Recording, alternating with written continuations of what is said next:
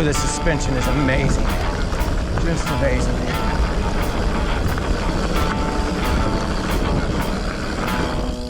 For someone who can't jump, this sure soaks up everything. All right, here we go.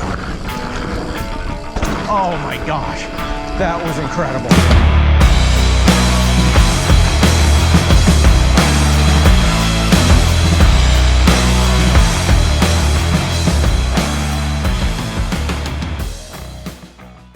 Welcome back to another Run Bike Mike video. This week, I got my hands on this sweet Santa Cruz Heckler e-bike.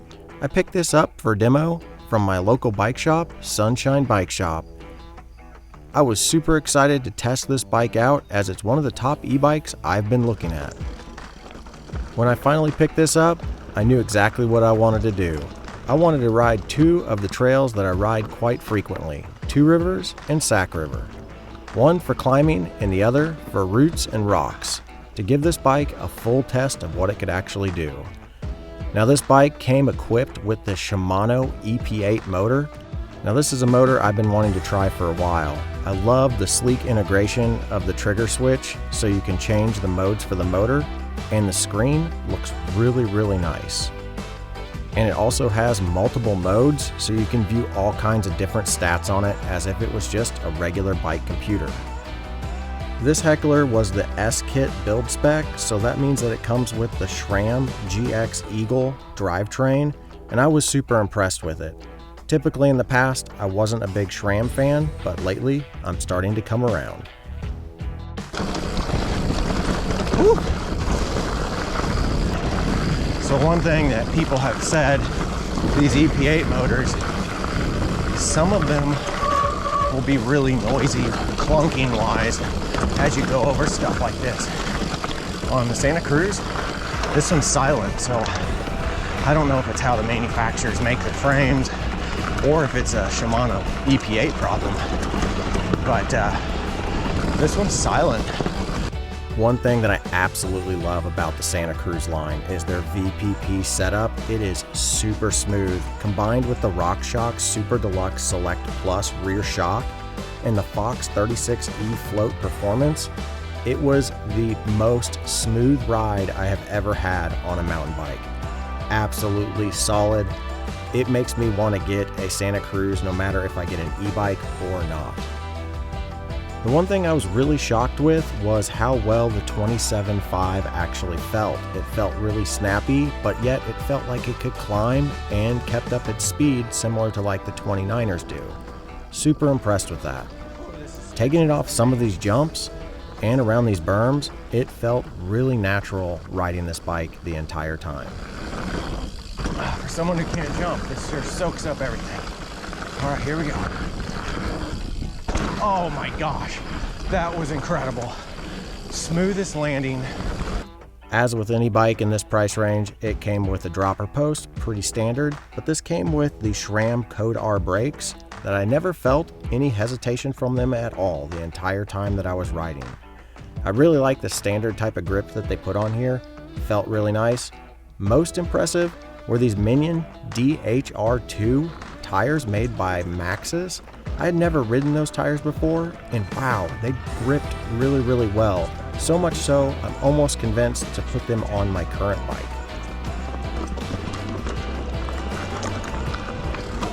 Oh my gosh. Okay, the boost mode is insane on these trails. Now a lot of you are probably wondering, how much does this bike cost? This particular build, the S-Kit build, is $9,249 US retail, and that comes in right around 46.62 pounds.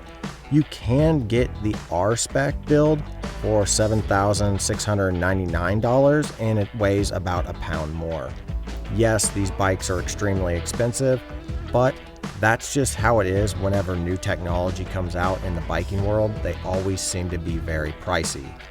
One thing I do want to address with this bike that I was very shocked with, the battery life isn't as long as what it was for the Trek or the Specialized that I rode. I only got 25 miles out of it that day. A little bit shorter than what I had anticipated, but still It was a ton of fun to ride.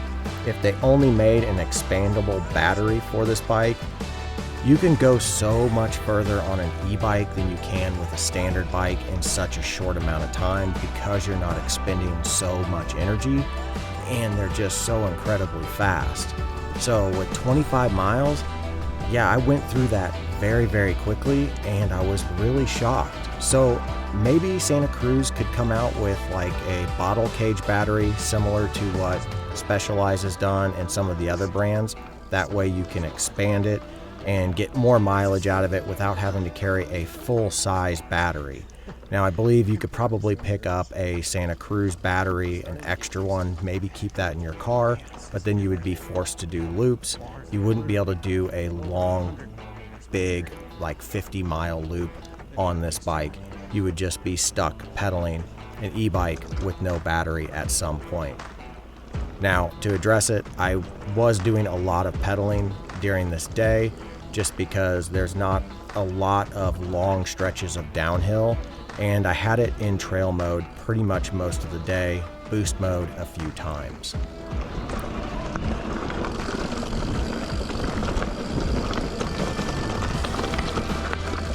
It's official. E-bike. There's Jerry. The e-bike makes Sac River even more fun. Gosh, I love this trail. And there you go. That's the Santa Cruz Heckler e-bike. I was very, very impressed with this bike. The only downfall, like I said, was the short battery life. But this is something that all manufacturers that create e-bikes, they're just going to have to address. I think these things will become more and more popular as the batteries last a lot longer for each ride. But all in all, my favorite parts of the bike, the VPP suspension is incredible, and those Maxxis Minion DHR tires were fantastic. If you guys like this video, give me a thumbs up, leave me a comment. Have you ridden the Heckler? If so, let me know. Let me know what you thought. Did you get the same results that I did out of the battery life? If you haven't already subscribed, go ahead and subscribe. It really helps out my channel, and I greatly appreciate it. But as always, get out there, run, bike, build, and just have fun. We'll see you in the next one.